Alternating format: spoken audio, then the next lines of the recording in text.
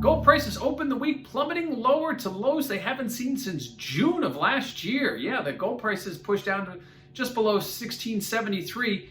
It continues what we've seen. It's been an ongoing trend here as higher interest rates, a stronger dollar, and yes, even cryptocurrencies are stealing the allure away from gold, which in a zero interest rate environment typically outperforms. But we haven't seen that obviously since the beginning of the year.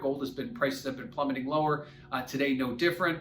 Follows in what we've seen last week. Again, a higher interest rates, stronger dollar, cryptocurrencies, all part of that equation as to why we're seeing gold prices lower, now kind of entering a vacuum area. So keep a close eye on those gold prices as they push lower again today. And looking at volatility, take a look at that CVOL index over at cmegroup.com. You'll notice that last week we saw volatility peak midweek, but then reverse lower. So even as we extend to these low prices, which had been seeing volatility firm up, we are now seeing volatility move directionally with gold prices actually heading a little bit lower. Today, things were relatively flat.